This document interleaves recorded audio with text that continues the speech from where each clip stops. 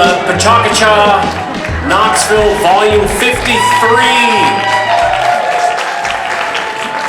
It's great to see y'all here a week before Thanksgiving. Introduction, anybody's first time to PechaKucha? All right, so what you're about to see started in Tokyo, Japan by an architectural firm where basically they decided that best way to give a presentation was to put a time limit on it and to tell the story in pictures. And so it's 20 images, 20 seconds per image is what you're about to see tonight. And we will have three sections. We'll have three presenters, an intermission, three presenters, an intermission, and then three presenters. And so thank you all for being here tonight. Our next slide here, in memory of Jeff Ross. So Jeff Ross applied and was accepted to present at PechaKucha. And he suddenly lost his life at the beginning of November. And so we were thinking the best way to celebrate Jeff Ross, who was an amazing man, chef, forager, understanding of plants and how they're used for food and for other good things, was to stand up and give Jeff a standing ovation. Jeff.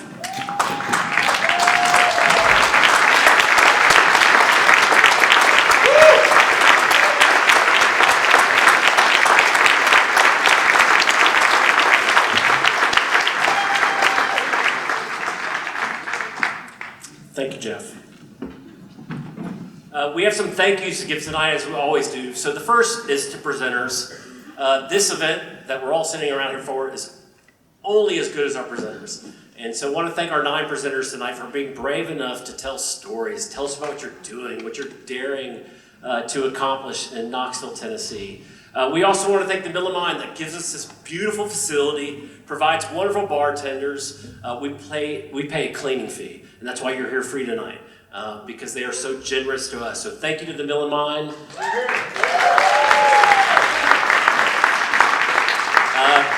I want to thank Eli Johnson. If you ever attend a concert in Knoxville, Tennessee, you'll see Eli taking pictures, and he's taking pictures capturing tonight.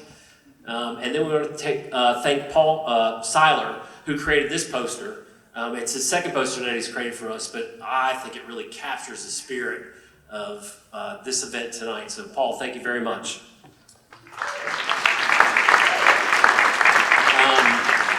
Here's the team of curators. So there are 10 of us now who help curate this event. And so grateful for this team, this group, this supportive group. We meet once a month at a bar for 1 hour to plan this event. And I think it's a wonderful business model. If you own a business, think about it. It's a great way to host a business. All right, here's our program tonight. So you'll see those presenters there, the intermissions. And then finally, if you have your phone, I ask you to put it on silent if you would. If you want to have a conversation, there's a wonderful courtyard to do that. But with that said, we are going to get started with PechaKucha Volume 53. Thank you.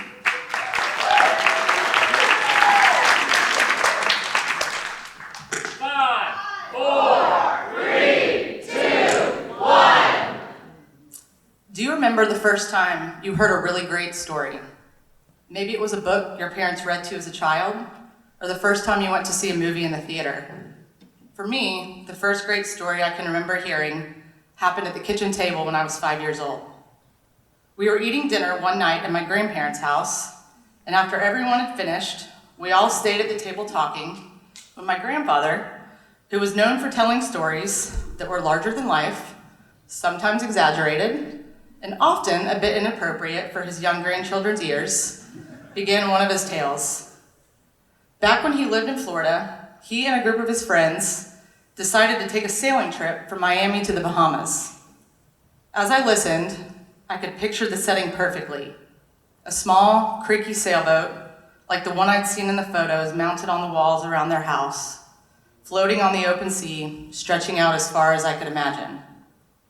My grandfather described the moment he saw a storm brewing on the horizon, a dark, angry cloud creeping toward them. But with the boat now 50 miles offshore, they had no choice but to keep sailing. As they got closer, the wind picked up and the rain lashed their faces as they clung to the rigging, their hands raw and blistered. My grandfather's voice dipped low and then surged with excitement. The waves were 15 feet above our heads, he said as he stretched his hands high above the table. Lightning split the sky as waves slammed into the side of the boat, tilting it so far that they could see nothing but water below and water above. He and his friends fought to keep the boat afloat as seawater barreled through the hull. But then, almost as quickly as the storm had come upon them, they drifted into calmer waters. The sky opened up above them, clear and blue. I could see the story as he told it, like a film reel playing in vivid color. Maybe it was a great story, or maybe it was just the fact that he was the one telling it. The man who had helped me catch my first fish and let me clean ducks with him after a hunting trip. Never afraid to take me along for the ride or make me feel special, and always with a story to tell. When we lost my grandfather unexpectedly in the fall of 2015, we realized how many stories we didn't get to hear. The year before my grandfather died, my family had asked me to interview him and write a book of his life. I pushed it off, thinking I would have more time later. But now, all those stories were gone. I felt an overwhelming sense of guilt, but more than that, I felt a deep sense of loss at what I had failed to capture. It was as if I had robbed future generations of the opportunity to hear part of where they came from. Because my grandfather's story wasn't just his. It was part of a longer narrative that connected my family's past to the present. I've always known how important stories are. They are essential to how we understand ourselves and the world around us. They give meaning to our experiences and help us make sense of our lives. What I didn't fully realize until my grandfather died, though, was that the stories we most need to capture, the ones we can't afford to lose, are the stories of those we love most. I couldn't go back and capture my grandfather's stories, but I knew I could help other families preserve their loved ones' legacies in the way I wished I had.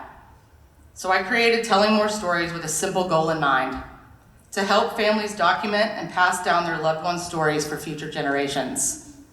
The process and model I decided to use is simple and perhaps even a bit old-fashioned.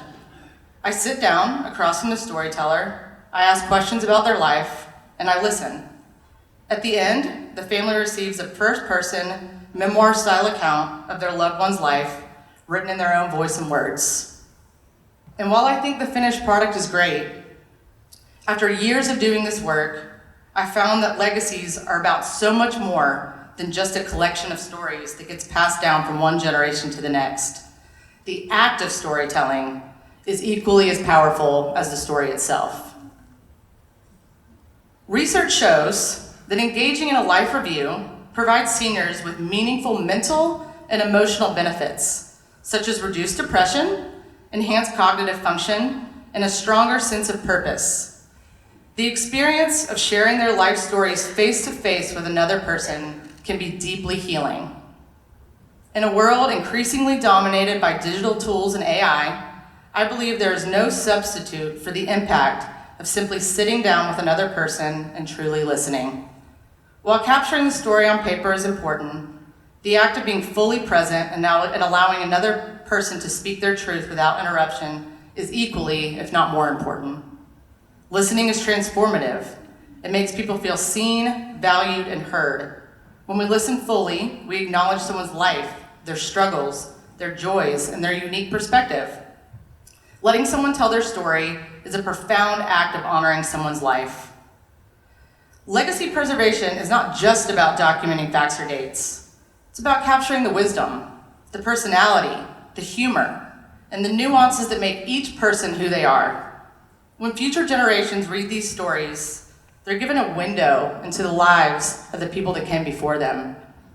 When we document these stories, we're not just preserving a life. We're preserving a connection, an identity, and a sense of belonging. We're giving future generations the gift of knowing who they are by honoring where they came from. And in that way, these stories will keep inspiring, guiding, and grounding individuals and families for generations to come. Recently, I sat with a storyteller and his daughter, and toward the end of our conversation, I asked him the question, "What do you hope is your legacy?" He paused, turned to his daughter, and with tears in his eyes said, "She is my legacy." That moment solidified to me why this work is so important and so powerful. I believe that every life is a story worth telling. So today, I would like to leave you with a question. Whose story in your life will you make sure is captured and told for the next generation? Thank you.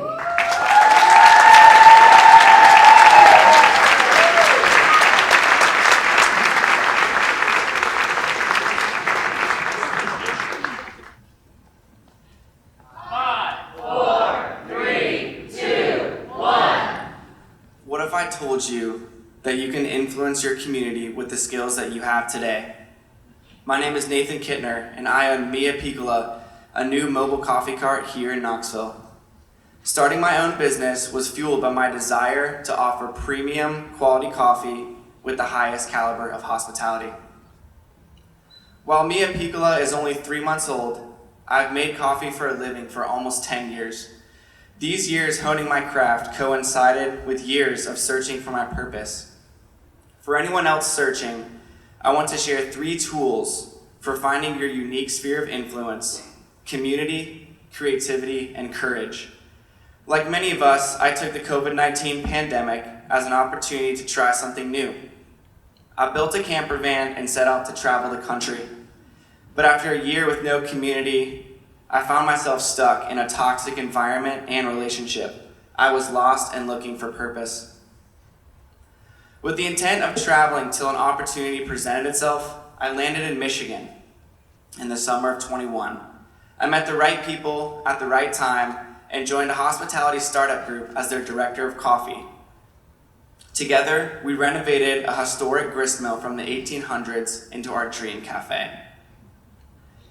It was here that I truly was able to experience the joy of feeling a part of something greater than myself.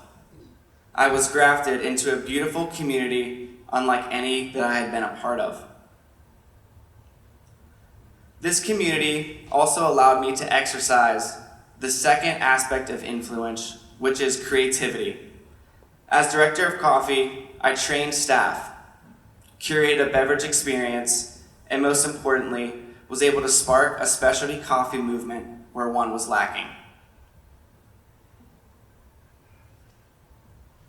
This mill housed a beautiful community made up of people who were operating within their own talents, and none of us were the same. A baker, a chef, a designer, a barista. It took all of us with our own expertise to create this harmony. I was able to see that true influence is formed when we are all stewarding our own uniqueness and creativity rather than trying to conform to someone else's ideas of how we should be operating.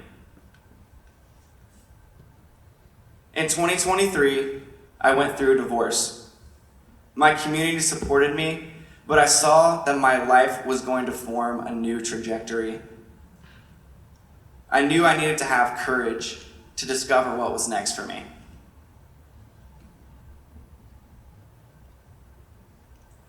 I traveled, I explored myself and my passions, I let wonder and curiosity take my mind and body to new places, which is how I leaned into the final aspect of building influence, which is courage.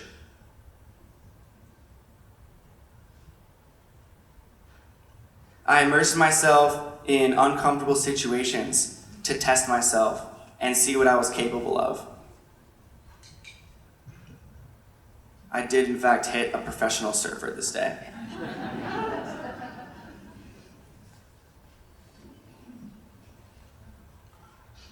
And so I began to dream of my own coffee business. One act of courage at a time, I realized that the only way to achieve my goals would be through a huge leap of faith.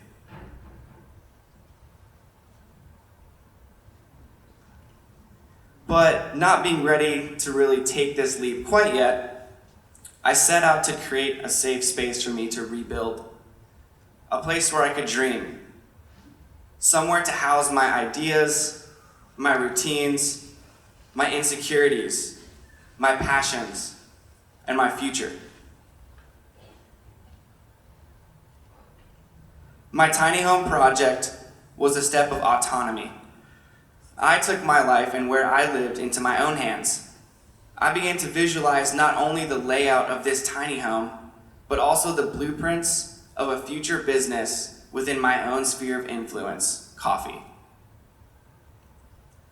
And 6 months later, with the sale of this little, or PechaKucha, home, I was able to financially set myself up to move home to Knoxville, Tennessee, and start my mobile coffee business.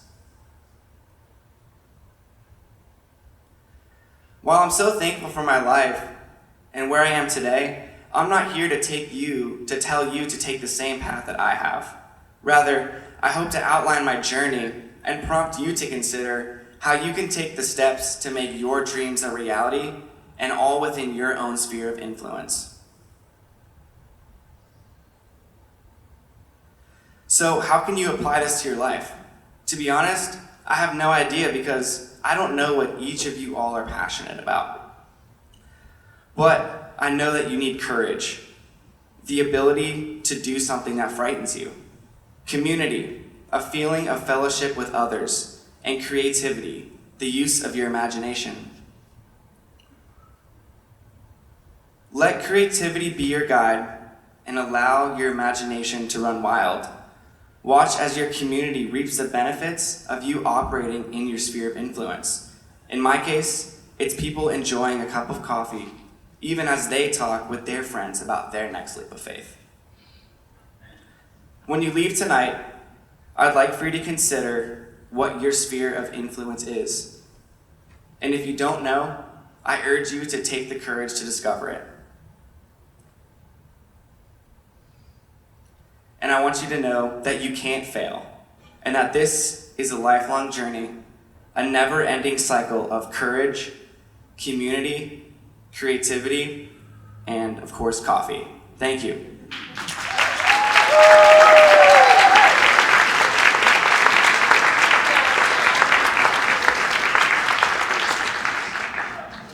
It's me.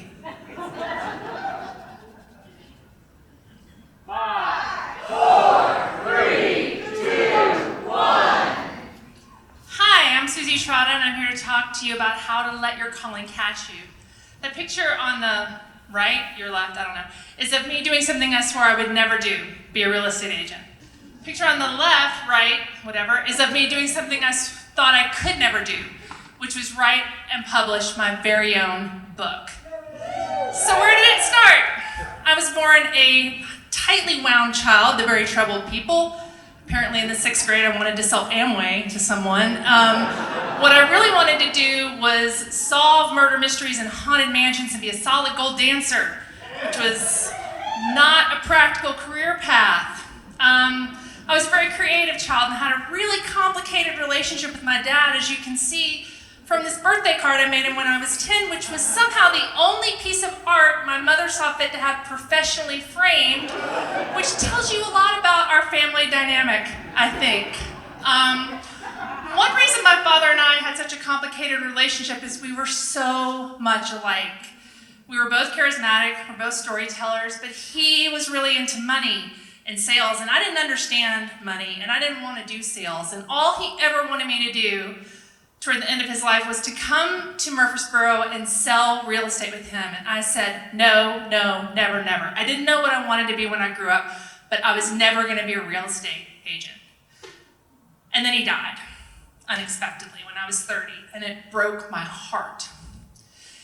And so I did what you do when your heart's broken and you're trying to make things right. I did the one thing he always wanted me to do. I became a real estate agent because I was going to make my dad proud, even though he wasn't here to see it. I got my picture in the paper. I became a top sales agent. I went on TV. I won all the awards, and I did it all for him. But you know what? This was never my calling. I might have been good at it, but it wasn't my calling. Being a woman who wanted to be a mystery-solving solid gold dancer, I was really bored in sales. And so I saw a lot of things showing houses. And I turned those into stories on social media. I mean, how can you not make a story about pork chop bones in the sink, or doo-doo diapers in the bathroom, or daddy's face cut out of every picture in the house? And there were so many creepy dolls, y'all. But they weren't enough to keep me from burning out in a sales position that I had no passion for. I was burning out and I really wanted to do something else with my life, but I didn't know what that was because I was told that writing could only ever be a side gig, so I bought into the sunk cost fallacy. I had already been a real estate agent for over 10 years, and I thought, I can't throw all this away now. I'm burnt out, but you know what I'm gonna do? I'm gonna double down and start a real estate brokerage. How about that? Yeah, let's just jump into that and do even more real estate. And so I did, and as you can see, I was not necessarily managerial material. I successfully ran a brokerage for 9 years, and I met a lot of great people. I made some great friends, but I was still burning out and was not fulfilling me on the inside, even though I managed to make it look like fun. And then the world exploded, COVID. And I went from working 40 to 60-hour weeks to just being at home. And that's when I discovered writing again. Writing, I started journaling again. And that was something I did to stay sane, really, more than anything. And I started writing a lot more. I started writing stories. And in 2021, I made my New Year's resolution to write every single day. And if you want to be a writer, that will change your life. And in 2022, I started sharing those stories with the world. And the feedback, the validation I got was unbelievable. I couldn't believe it. These people thought maybe I could be a writer, me, a real estate agent, could be a writer. Then World Explosion 2 happened. My real estate brokerage and partnership broke up, and I thought, my world is over. What do I do now? I was about to turn 50. I thought life was over. I didn't know what to do next. I was heartbroken. And I was a sad girl boss, which is the saddest thing in the whole world, I think, really. And then I remembered some advice my dad gave me, not just about peeing and crying, but also about life being about walking through walls of fear. And by God, I wasn't just gonna walk through those walls, I was gonna fucking dance through them. Because look, I was born to be great. I had just forgotten that. Somewhere along the way, I had lost it. And so in January of 2023, I went to a memoir writing workshop in the Berkshires, and I met my people. I got caught. These were people who were like, what are you doing selling real estate? You need to be telling stories. You need to be writing stories. And I was like, oh my God, you're so right. And one of my best friends is in that picture with me right there. I came home and I found my yoga community, which gave, hanging honey's for life, which gave me not only physical strength, but emotional strength. I rediscovered things I'd love to do when I was a kid, like roller skating to the Xanadu soundtrack. Hell yeah, you can do that when you're 50. Life wasn't over, life was just beginning at 50 for me. I met my publisher, Terry Shaw, with Howling Hills Publishing, and he thought I was a writer too, and he published 2 of my ghost stories, because ghosts are real, in these anthology books. And he said, hey Susie, do you think you could write a book about real estate stories? And I said, hey Terry, hold my rooster, because I had a story about a woman who had tried to buy a house for her pet rooster. And I had a story about a couple who, honest to God, thought that Shriners ate babies as part of their initiation rituals. These guys on the little cars. She rode around in a car with me and looked for a house. That story needed to be saved somewhere. And that's how I came to write this book. Open House, mostly true tales of crazy in Southern real estate by Howling Hills Publishing. And it seems like now it was an easy road to get there, but it was a 20-year journey, really, a 22-year journey from when my dad died to now.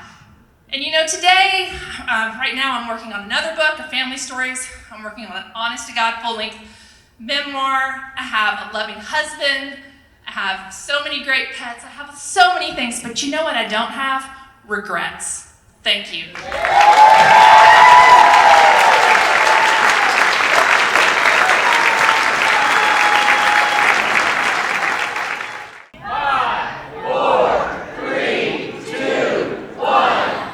If you grew up going to church in America, chances are you grew up with a God who has attachment issues. Now, don't worry, this God doesn't actually exist, yet it is the God on whom many hedge their bets. Whoever you are, you know this mythological deity. His gospel of gloom is sharpied on white poster boards, proudly proclaimed by his witnesses of doom. Now do note, this God's pronouns are unabashedly he, him, and his. This God is also imaged on your television screens, whose prophets seek to profit from your worldly inhibitions, selling you buckets of liquid gold for the impending apocalypse. When God returns, there's going to be hell to pay, but first, you're all going to suffer, starve, and die. Good luck.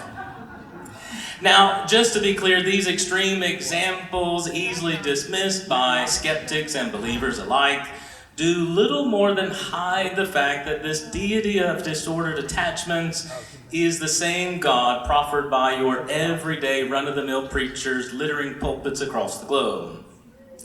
Since the medieval era, this idol God came to fashion politics and economics at an alarming scale, where all manner of corruption and control is justified on the basis of keeping everything pure and holy. Fast forward to current day, filtered through Freud's civilization and its discontents, we seem hell-bent on repeating the survival strategies of the past, neglecting the freedom to which Jesus and so many others have invited us to attend. You see, the disorganized attachments of this God are projections of our own anxious attachments. Notably, while Moses is atop the holy mountain, the God-fearers down below, casting their lots with Lot, melt their attachments into a single profanity, the false self. If we generously date the Ten Commandments somewhere between 13th and 8th centuries BC, we can safely say that we've been worshiping our projected insecurities for about 12,000 years, give or take. We're in the age of adolescence. It's time for a new rebellion, preferably with more romance and fewer stains on our sheets. Pope Benedict XVI said that Christianity is a love affair, a far better argument for uncontrolled birth, you might say. Imagine if we with the Virgin Mary saw our purpose as giving birth to the divine in all things. Now, since you're all thinking it, let me say it. Yes, it's time for more sex with God. The 14th century writer of the Cloud of Unknowing said it best, and I quote, "We need to get naked with God." So as to ward off any trauma in the room, this is a spiritual incest, not to be confused with the fleeting relationships that plague our attachment issues today. We have clothed God with our judgmental attachments. Gone is the seamless robe of forgiveness. This false God peers over the abyss of heaven, punishing infinitely for finite deeds. We see this socially constructed God of judgment at work in so many of our institutions. Just consider that the state of Tennessee has a higher rate of incarceration than every country in the world, save one, with 7 other American states in the lead. As Aldous Huxley reminds, there are many for whom hate and rage pay a higher dividend of immediate satisfaction than love.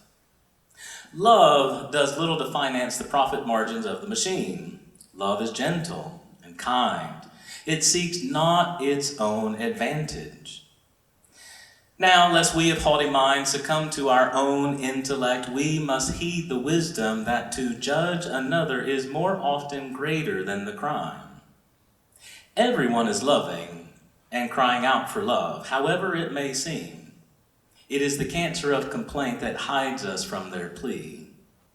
Such complaint, as Sufi master Hafez proclaims, is only possible living in the suburbs of God. What is the remedy for this institutional certainty, for our miserly projections of insecurity? Something seemingly unexpected. I propose that we need a new atheism. We need from the religious, from the spiritual but not religious, from the religiously spiritual and the spiritually religious, more questions, fewer answers, more questions of the questioners, ourselves. As it said in Holy Scripture, quicken your ears, arrest your lips.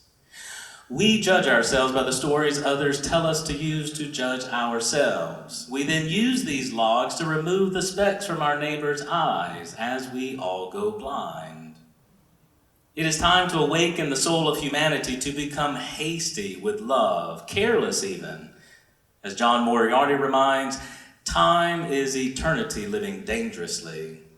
God is love and is always loving. God cannot do otherwise, dangerous as it is. Why would we ever think to do differently? The judgment of God, it turns out, is a dream, a nightmare. It's worth noting that the Adam of Genesis never wakes from his divinely induced sleep, a fact overlooked by literalists and liberals alike. Woman is not derived of man, Adam is still sleeping, and perhaps so are we. To judge is to sleep, to love awakens to life. Our failures and our fictions are no match for love. Life, as it turns out, is about living. It is the breath of God within. We have only to open our hearts and remember, to give love is to receive it. To learn more about who God is loving you to be, visit madeforaliveness.com. Thank you.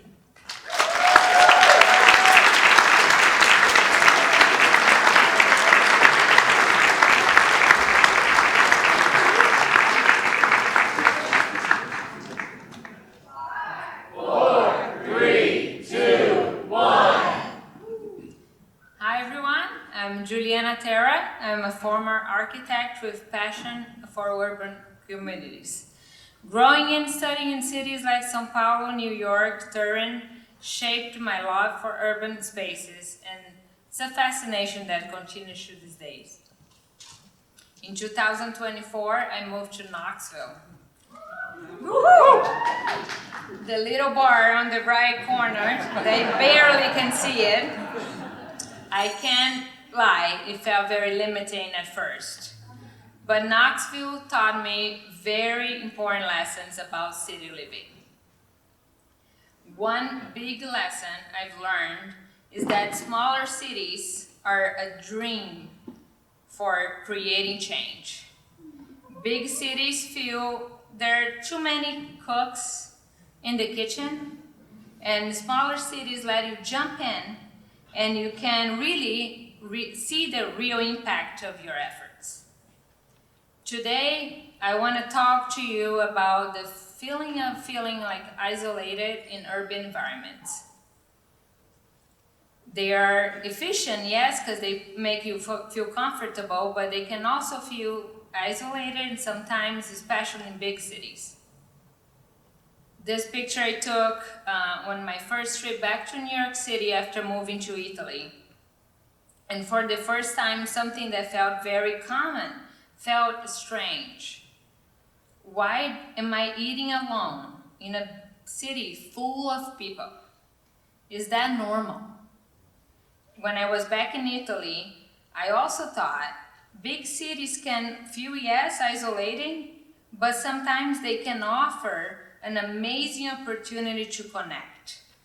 Public spaces, parks, city squares, they bring people together. This is an example in Ivrea in Italy, where people, for like thousands of people, throw oranges at each other for a carnival.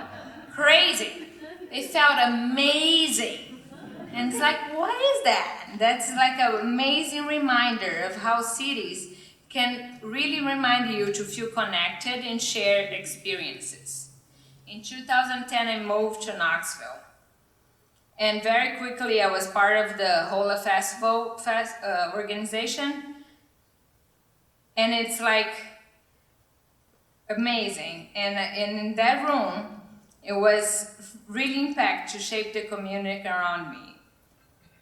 I remember taking this picture and thinking, wow, this city welcomed me, gave me free materials, volunteers, and were okay with me bringing like cactus to Market Square. The city also opened me to be a mother that I never thought about before, which is amazing. So it's really what Knoxville was about for me, was to create that space. Like a space to be whatever I wanted to be. I also saw when I moved here, I saw this little building, needed a little help. And I thought, well, I'm gonna make little phone calls. I called the owner, I called an artist. We brainstormed ways to make it a little better. And it's like, yeah, let's make a mural. The owner bought the materials, the artist gave her time, and we were able to see the results. It was for the first time I saw that my effort of bringing people together. Knoxville helped me to see meeting spaces being more than just gathering spaces. They are human connection places. People need spaces to invite for collaboration and for creativity. They feel part of something and feel part of something bigger than themselves. The same friend called me sometime later and said, oh, do you want to do a bigger mural? And I said, yeah, I don't know. Easy, let's do it. And it wasn't easy, but we did it. And it was a team of local artists, a rap from Sherry Williams, a few people that just walked by, and wanted a summer job. And we did it. And this is all what is this about. A few years later, and that's what led me, the same building that we did the mural, we were able to full and redesign the space and fill with people and see the 100 block with more pedestrians and more people. And I could see that my own ideas could create meaningful spaces. All these years led me to purchase this building in Broadway and create Knoxspace. Knoxspace is housed in a historic building where people come together to share ideas and build community. Knoxville is not just a workspace, guys. It's my response to a disconnected world. It's a place where you can connect, where you can collaborate. We can build meaningful relationships in Knoxville, Tennessee. And during the renovation, we prioritize human-centered solutions, open spaces, collaborative areas, and Knoxville was built to spark the natural desire for everyone to build connections and engagement. It's truly what I believe, which it takes a village. Knoxville is a commitment for me to bring people together in a meaningful way. Thank you guys so much.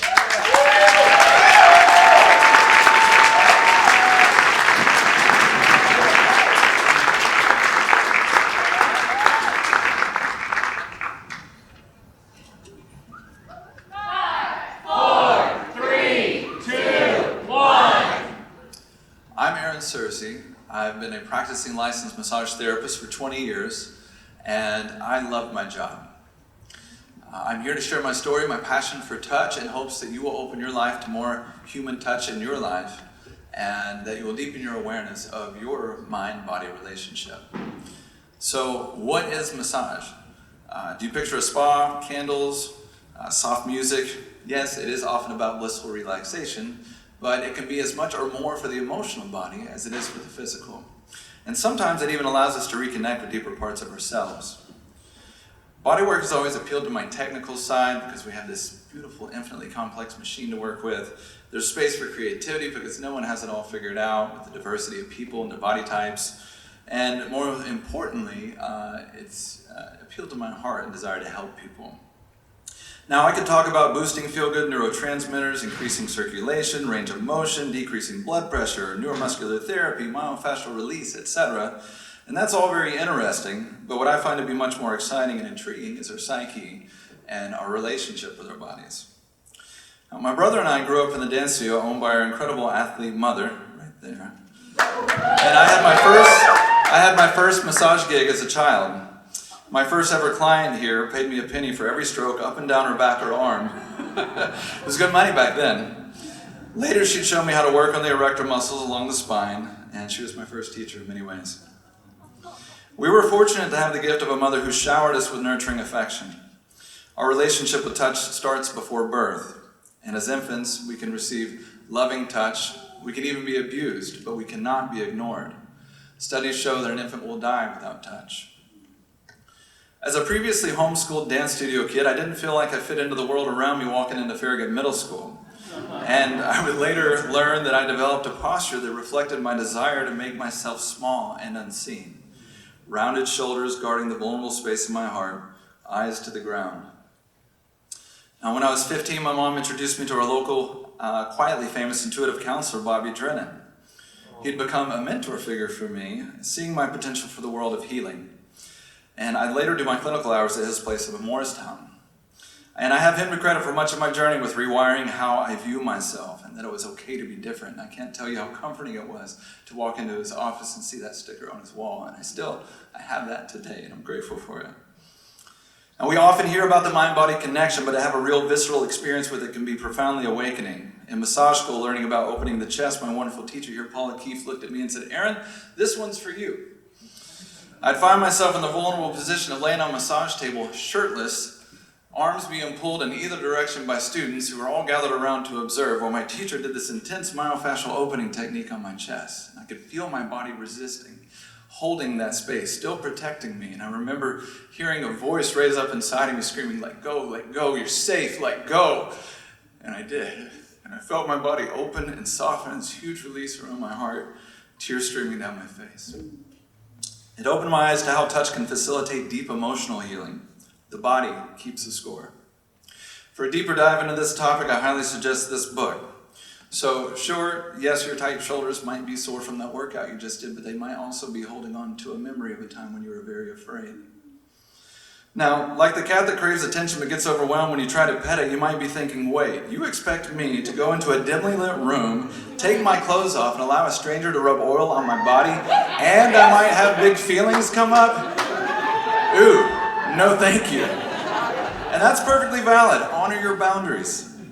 But also ask yourself, why does he feel that way? Something inside you might need attention. Being a bodywork is about making someone feel safe. I'm often trusted with things that are off limits for others to see, let alone touch. Injuries, surgery scars, deeply personal tattoos, maybe the one they regret, marks from the traumatic thing that happened when they were young, and yes, that weird thing on your skin that the dermatologist can't even figure out. It's vulnerable, and to me it's sacred. We all have different appetites for touch, and if you find yourself starved for it, you can seek it out in this consent-based way. I've heard and even said myself, I just need to be touched, and that's okay. Sometimes it's just about being held and having someone hold space for you without expectation, and there's no license required for that one, by the way. Your perception of touch can be sculpted by religious upbringing, the culture you grew up in. I recall an Eastern European swimmer at a swim meet who was so nervous about getting on the table in his boxer briefs, clothing that covered far more than the Speedo he just raced in. He said, in my country this is no problem, but America is weird. It's like you all have more freedom, but also less freedom. Now, it takes some time to unpack how this relates to how much of our culture views touch, but trust me, it does. I have clients all over the spectrum. I do work with a lot of athletes. Sometimes it's my job to prepare the quarterback's arm for Saturday's big game. And I enjoy that work, but no more than I do working with a 77-year-old who asked me to work on his scalp simply because it reminds him of the nurturing touch he once received from his mother. Or working around someone's hips and hearing them say, Aaron, I'm here because you are my exposure therapy for learning how to receive healthy touch from a man again. That's the good stuff. Sacred. Sometimes we can lose touch with our body, and there are plenty of other ways to connect with it. Practice deep breathing, exercise, stretch, dance. I can get a whole year's worth of therapy on a dance floor in one night. Movement is medicine. And don't forget that hugs, with consent, mind you, are scientifically proven to boost your health. Consider other forms of therapy, even if it's just talking to a friend. I have several mental health professional clients, and I love holding space for those who hold so much space for others. They get it. They understand the value of body work and movement for their own mental health and connecting with their body to live their life more fully. Let's close with some self-love, some self-touch to connect with your body now. Everyone, Place one hand over your heart, other hand over your belly. Close your eyes and take a deep breath into that space you're holding. Your body is your home. And no matter where you are, there's nothing more home than what you're holding right now. Give it love and stay curious about what lies within. Thank you.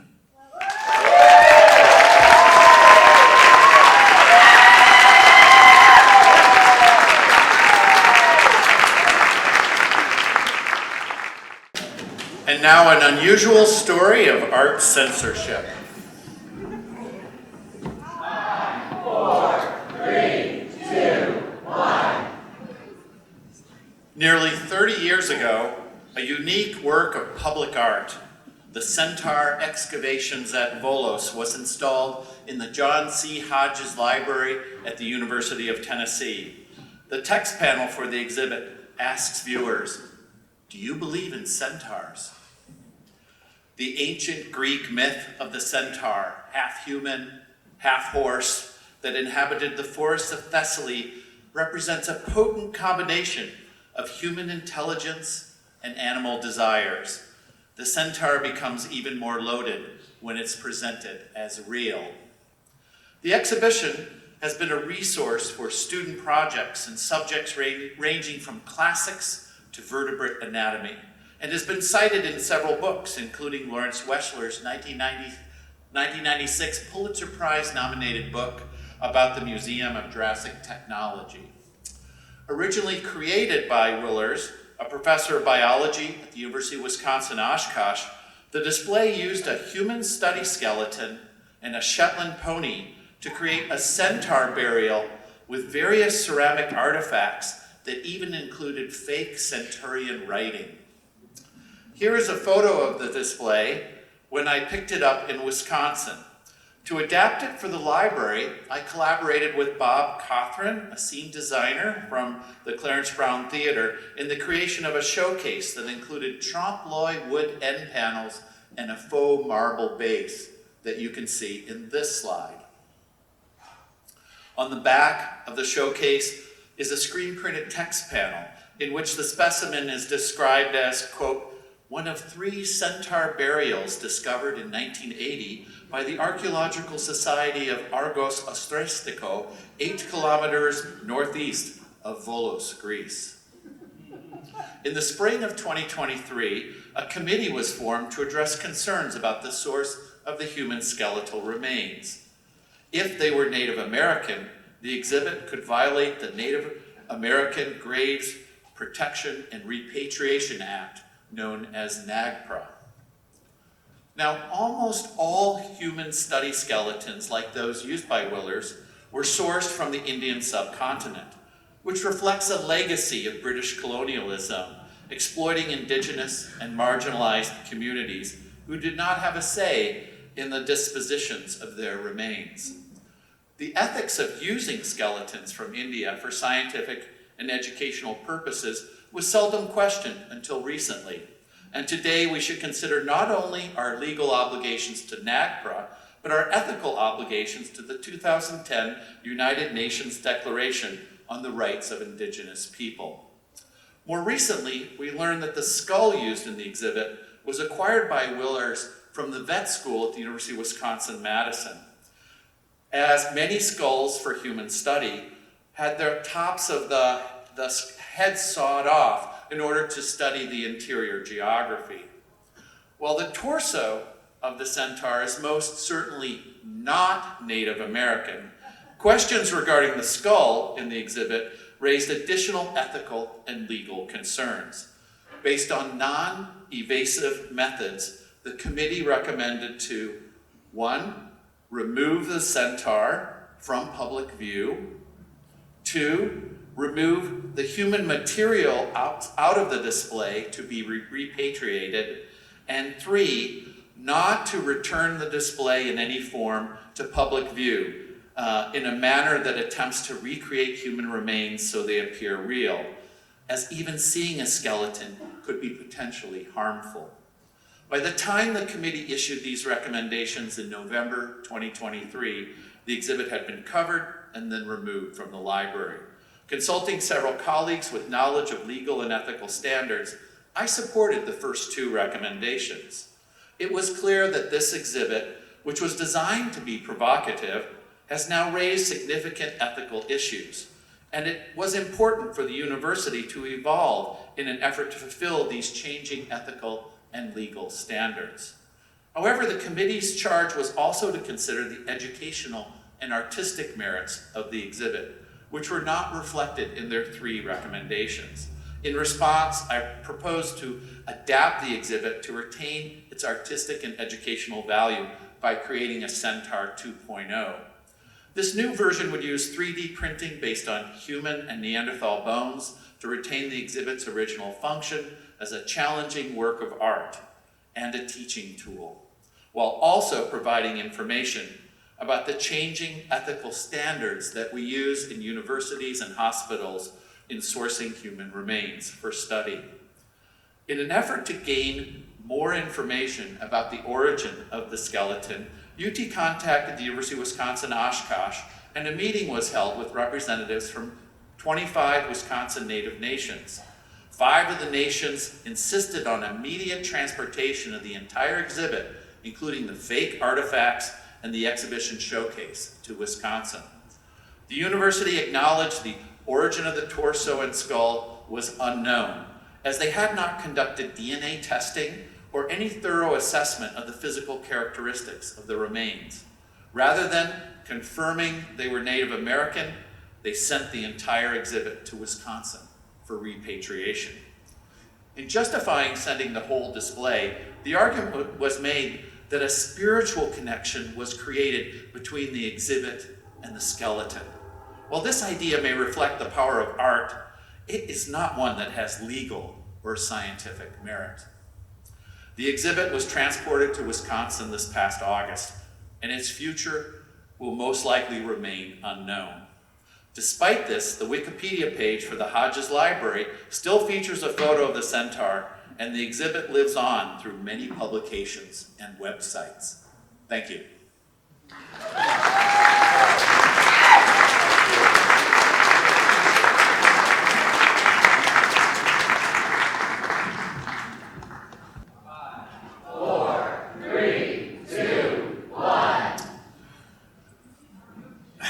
My dad was a pretty handy dude. He could build almost anything. But I was not allowed to take shop class when I was in school because my parents felt like college and shop class were mutually exclusive. They didn't want me to take shop class because it was full of stoners and flunkies. So I went to college and I flunked out. In the early 90s, I bought an old Volkswagen bus and I moved to Los Angeles from Cleveland. It broke down a lot. And my mechanic got pretty tired of trying to fix it, so he started lending me tools, and I figured out how to fix it myself. And for the first time in my life, I was aware of my own learning. I now had the confidence to fail and learn from that. I developed an insatiable love of learning, and I had to learn everything I possibly could. So I went back to college to be a teacher. All I wanted to do was get in front of the students and wake up their desire to learn. I wanted them to learn to love learning. It didn't matter what subject I was going to teach, I just had to be there. 15 years ago, I'm teaching high school in Cleveland, and we did this thing called Wonder Week, where for one whole week, every teacher got to teach their passion rather than the subject. So I brought in 3 old Honda motorcycles, and I introduced 12 kids to the wonders of turning wrenches on old Hondas.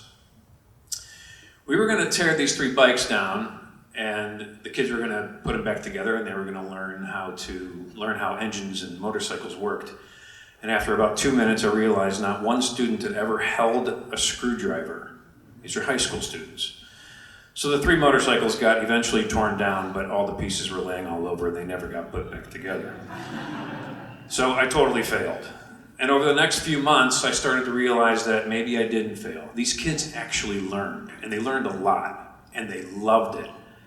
And they didn't even know they were learning because they were learning by failing, and it totally opened my eyes.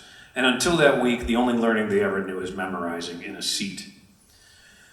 Those 12 kids became better students in every way. Their attendance rates rose, their investment in their school career increased, they started treating teachers like humans, They signed up for after-school activities. They were changed kids. And it's crazy, because for me, that change was that old Volkswagen. And for those 12 kids, that change was those old Honda motorcycles. It's a sexy, cool machine that was the missing key for me and them. Not a lawnmower engine, not a birdhouse. Now imagine a country being stocked with students that possess the confidence to fix the world around them because they got to learn with their hands. Imagine every student that goes to college having the confidence to attempt to fix the broken things in front of them all the time. That problem-solving mentality is one of the most sought-after parts of education. And I feel like I have found the Holy Grail. It literally is as simple as putting tools in kids' hands and telling them to mess things up, letting them make mistakes, stripping that screw and rounding those bolts. They see the problem in front of them, they have to figure out how to fix it, and then they have to move on to the next problem, the next real problem, not a problem on paper. Solving these problems that are right in front of them, that they can touch, uses brains and hands. It uses speaking and listening. And that feeling of accomplishment that they gain after looking back at their accomplishment is this organic feeling of victory that they totally are not expecting. Well, I could no longer teach kids sitting at desks, so I quit. I opened a DIY community motorcycle garage in Cleveland called Skidmark Garage, where people come in and they work on their own motorcycles together and they get filthy and greasy with each other. And before long, we realized we needed to do this with kids too because it was working so well. And once kids realize what they've done and they think about all those failures and all those mistakes and their ultimate success, they're changed. And they're all smiles. All they want to do is more. They ask more questions, they listen better, they try harder, they put forth more effort, and they are changed. They get to experience failure without a failing grade. That is the key. All those mistakes they make makes failure their best teacher. And their phones never come out of their pockets because they're so engaged, they forget they even have them. And I believe that one of the most important aspects to bringing shop class back is ensuring the majority of students enrolled identify as female. Only a fool believes getting your hands dirty is man's work. Women are better at just about every aspect of life and work, and until we invite them into the spaces they've never been allowed to go, we're screwed as a society. They listen better, they try harder, they take direction better, they learn from their mistakes faster, they care more, they have more to prove. It's absurd that 51% of this country is not allowed to learn with their hands. It is doing nothing but screwing over this entire country. Imagine our workforce if we let 51% of us take all the jobs that they should be taking. This country needs this, Cleveland needs this, and I'm sure Knoxville needs it too. Imagine if the next 50,000 high school graduates knew how to problem solve and fail and succeed because they got to learn with their hands. Imagine Knoxville's reputation as being a maker community would be cemented for generations to come. And on the surface, shop class is just school. So we have to lure the kids in with something sexy like a motorcycle. We can't hold the class in a traditional institutional style classroom. We have to let them experience the trials and the errors in a space that does not feel like school. We must attract them into the garage, into that dirt and that grime and that danger and that one thing that no mother wants their kids to get involved with, motorcycles. For the most part, shop class no longer exists, and that's because state testing, and I'm sure you're aware of all the state testing stuff, but we have to rebrand shop class. We must drive home the point that it is not for stoners and flunkies. Shop class is where students can pick up a wrench and wake up their minds, and problem solving is the best place. Problem solving is the most important part, and shop class is the best place for them to learn.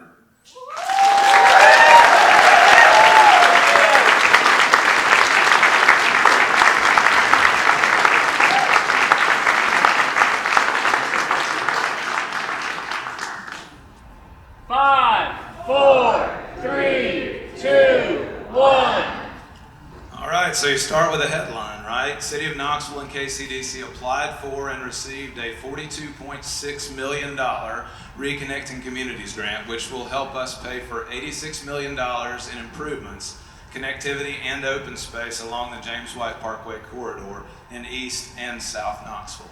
Pretty exciting stuff. You can see the fissure, the gash, whatever you want to call it, right there through the city that was created when James White Parkway was constructed in our period of urban renewal. For most of you that have lived here, you know that that's left a lasting physical and an emotional barrier for that part of the community. Now this next slide you're going to see, and you can't see it, but I was going to lead with a joke. The state of Tennessee is very long. It's up there somewhere. But regardless of that, also Reconnecting Knoxville is the largest and most ambitious grant in our state. And it's the largest federal grant that the city of Knoxville has received in its history. So it takes a bunch of stakeholders pulling in the same direction to be able to accomplish change and to do something meaningful. We had a great group of people here. You can see all those folks, they've been working on components of our project for 10 years. But beyond the stakeholders, it also takes good planning, it takes vision, it takes community engagement to make something happen. So a lot of the planning effort, the framework for the application came through other processes, East Knoxville Greenway, First Creek at Austin, and also the Urban Wilderness Gateway Park. In 2022, the city engaged Sanders Pace Architecture, top 5 design firm in Knoxville, to look at connectivity in this area. So we were involved in the connectivity study with our friends and collaborators at Port Urbanism. We were tasked with looking at 4 focus areas. One of those focus areas was the area of East Knoxville that was heavily impacted by urban renewal. So we wanted to learn a little bit more about that and what the impact of urban renewal was on this place. So we went back in time to understand the historic fabric of Knoxville. In the mid-1930s, which was the same time that the Knoxville Housing Authority was established, they were tasked with assessing the quality of housing in Knoxville. And in 1937, they issued a slum clearance report, which in effect ushered in the urban renewal era in Knoxville. The report identified areas in East Knoxville as undergoing rapid deterioration. The first slum clearance project began in 1940. It demolished 47 homes and displaced 60 families between First Creek and East Vine Avenue with the Austin Homes Project. By 1966, it was pretty much done. Most of the work was done. The interstate had plowed through the center of our city, and the first phase of what would become the James White Parkway had been completed. Another urban renewal era project, 97 acres, removed 500 buildings and displaced another 300 plus families. So by 1974, the legacy of urban renewal was cemented. The African American business community in East Knoxville was pretty much gone, and physical barriers were created separating East Knoxville from downtown and the rest of Knoxville that still exists today. The award of $42.6 million in grant funding unlocks the opportunities and possibilities to begin to reestablish and repair the divides created by these physical barriers. This funding is dedicated to the neighborhoods fractured and the people displaced by the infrastructure of urban renewal. Taking a look from above at the areas of focus, the blue references the areas of downtown and the Old City, First Creek and Vine Avenue, and continuing into East Knoxville. Then heading south and crossing the Tennessee River, the orange reflects the James White Parkway corridor and the South Knoxville community.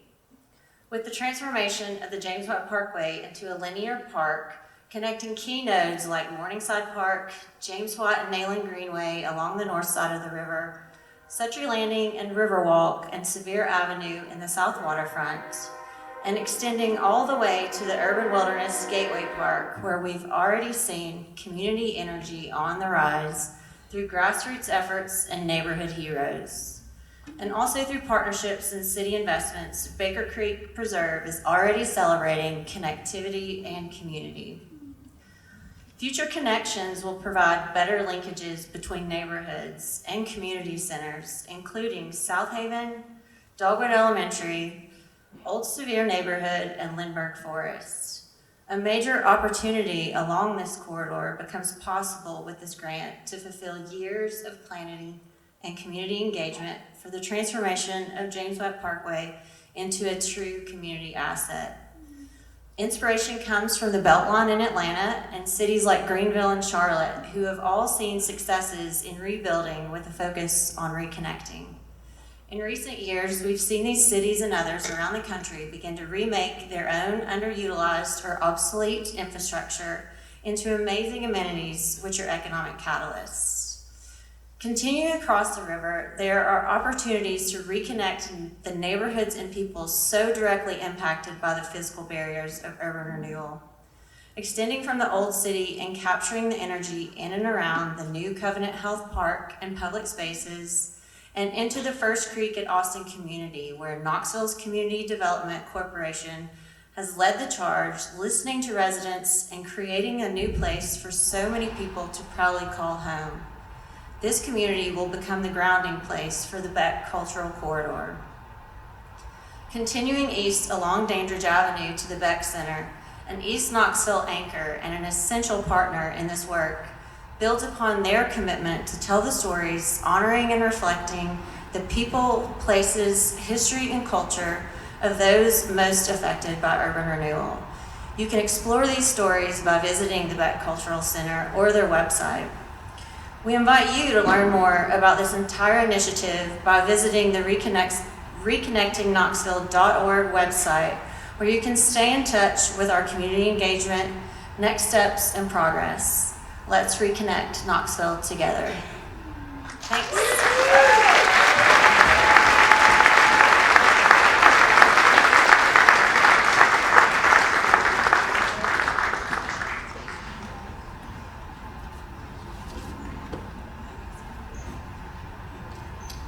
Thank you, everybody. We will be back here in the same room in February. Date to be determined, but look forward to seeing you here. Have a good night.